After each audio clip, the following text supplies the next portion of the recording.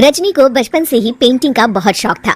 वो हमेशा से ही पेंटर बनना चाहती थी, पर उसके माँ और पिताजी ने उसको कभी भी इस चीज के लिए सपोर्ट नहीं किया और उसकी शादी नीरव से हो गई।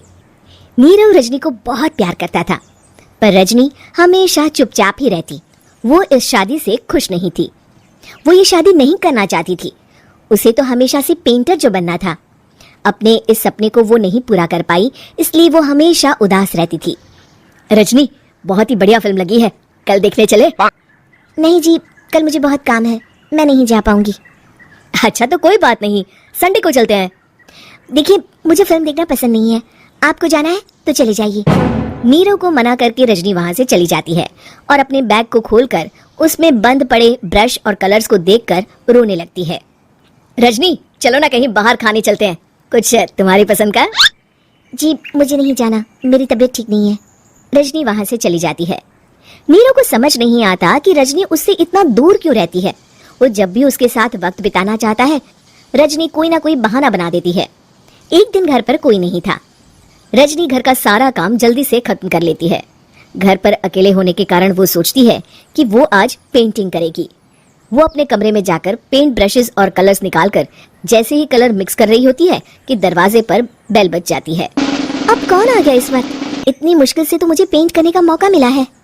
रजनी दरवाजा खोलती है तो उसकी सास अपनी सहेलियों के साथ खड़ी होती है और सब घर के अंदर आ जाते हैं।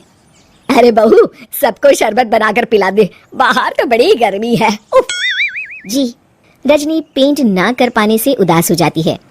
उसे गुस्सा भी आ रहा होता है कि उसने इस शादी के लिए हाँ क्यों कह दी। वो रसोई में जा रही होती है कि उसकी सास उसे रोकती है। बहू, सबके खाने का भी इंतजाम कर लेना, आज का लंच तो ये सब यहीं करेगी। हाँ। रजनी बिना कुछ कहे रसोई में चली जाती है, सबके लिए खाना बनाती है। सब खाना खाते हैं और रजनी घड़ी देखती है कि ये सब कब जाएंगे ताकि वो अपनी पेंटिंग कर सके। जब शाम होती है तब सब चले जाते हैं अपने घर। अरे बहू, सब तेरे खाने की तो बहुत तारीफ कर रहे थे, सबको बहुत अच्छा लगा खाना। आपको मुझे सुबह बताना चाहिए था ना कि आपकी सहेलियां आ रही है।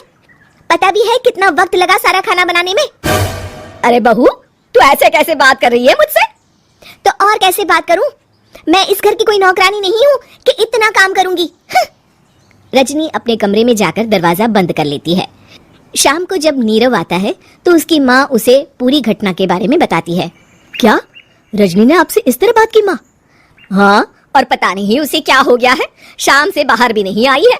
मैंने तो कई बार आवाज दी, खाना भी नहीं खाया उसने। तू ही बात करके देख ले बेटा। नीरव अपने कमरे का दरवाजा खटखटाता है। रजनी, दरवाजा खोलो, मैं हूँ। रजनी दरवाजा खोलती है और फिर वापस जाकर अपने बिस्तर पर लेट जाती है।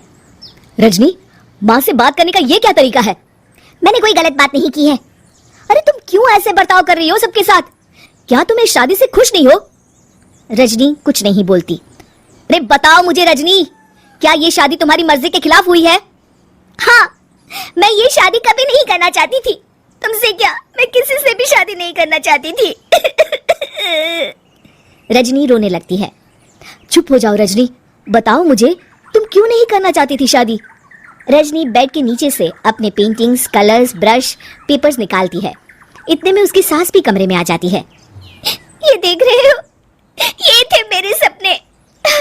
मैं पेंटर बनना चाहती थी, पर माँ पापा ने कभी सपोर्ट नहीं किया और मेरी शादी करवा दी। मेरे सारे सपने टूट गए। हर वक्त बस गुस्सा आता रहता है मुझे।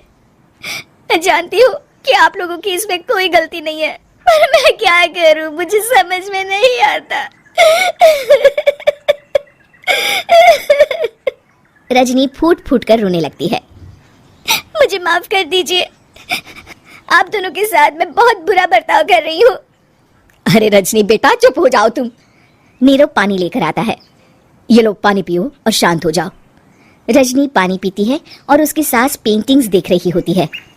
अरे नीरव, हमें तो पता ही नहीं था कि हमारी बहू कलाकार है। अरे कितनी अच्छी पेंटिंग्स बनाई है, देखो तो। ये वाली तो मैं अपने कमरे में ले जाऊंगी। आपको ये पेंटिंग्स अच्छी लगी? अच्छी नहीं, बहुत अच्छी लगी। और तुमने हमें बताया क्यों नहीं? तुम जब चाहे पेंटिंग कर सकती हो रजनी।